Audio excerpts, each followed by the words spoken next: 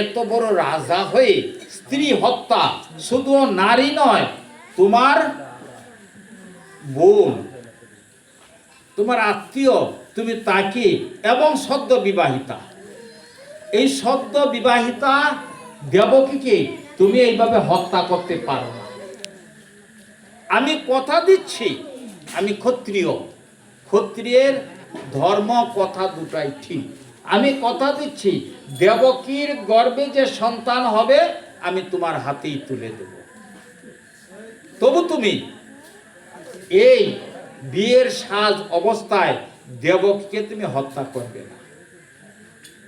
কংস বলছেন, তাহলে তো ব্যাপারটা মন্দ নয়, যদি সন্তানগুলো আমার হাতে তুলে দেয়, দেবকী বসুদেব তো আমাকে মারবে না, আমাকে তো মারবে কে? সন্তান। তা সন্তানগুলো যদি আমার হাতে তুলে দেয় তাহলে তো হয়েই গেল, ঠিক আছে, ওকে মারব না। এই দেখুন শাস্ত্র কি নির্দেশ দিলেন, শাস্ত্র এখানে কি দেখালেন। আপন কংস এবং দেবকী যদিও সহোদর ভাই বোন না, কিন্তু ওদের মধ্যে খুব প্রীতি ছিল। অসুরের মধ্যেও মাঝে মাঝে প্রেম প্রীতি আসে, কিন্তু কিছুক্ষণের মধ্যেই আবার সেটা চলে যায়, থাকে না। এইবার তাকে বললেন যে তোর তো সন্তান হবে দেবকী, তবে তোকে মুক্ত রাখবে না, কারাগার গৃহে বন্দী করে রাখলেন। কারাগার গৃহে, লোহার শৃঙ্খল, অন্ধ কারাগার,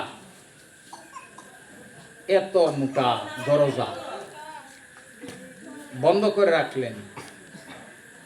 একে একে যত সন্তান হলো কংসের হাতে তুলে দিল, তুলে দিতে হয় না, পাহারাদাররা বললেই কংস এসে ওদের পাশানে নিক্ষেপ করে মেরে ফেলে। আর যখন অষ্টম গর্ভে সন্তান হলো, সন্তান কিন্তু গোবিন্দ ওখানেই হলো, কংসের কারাগারেই জন্ম নিল, তখন কিন্তু অন্ধকার। এবং বসুদেব দেবকী দুইজনেই লোহার শিকলে আটকা, লোহার দরজা বন্ধ। কিন্তু যেই গোবিন্দ জন্ম নিলেন তখনই কি হলো, অন্ধকার আলোকিত হয়ে গেল। এ কি কথা গো, কারাগারের অন্ধকার কি আলোকিত হয়? বলছে হ্যাঁ, কৃষ্ণের জন্ম গুণে সকল কিছুই সম্ভব হয়। শুধু যে ওটা আলোকিত হয়ে গেল, অন্ধকার কারাগার যে আলোকিত হলো তা নয়, তাদের হাতের শিকলগুলো না খুলে গেল, পায়ের শিকল খুলে গেল। এবং তখন বসুদেব কি করলেন, হাতে পায়ে তার শিকল নেই, গোপালকে নিয়ে কুলে নিলেন।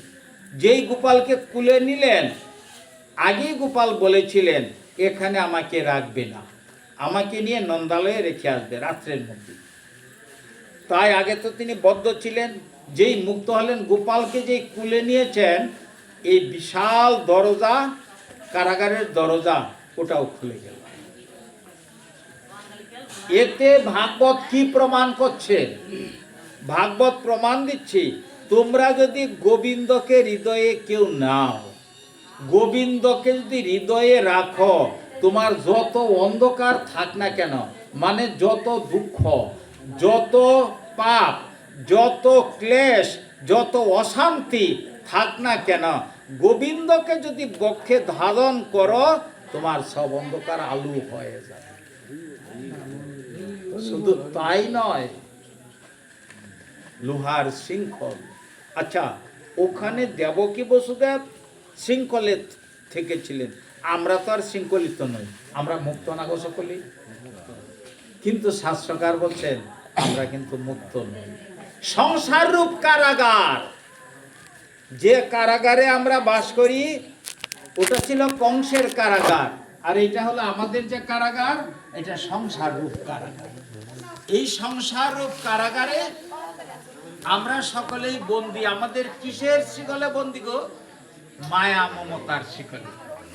যদি মায়া মমতা না থাকতো তাহলে আমরা সংসারেই থাকতাম না।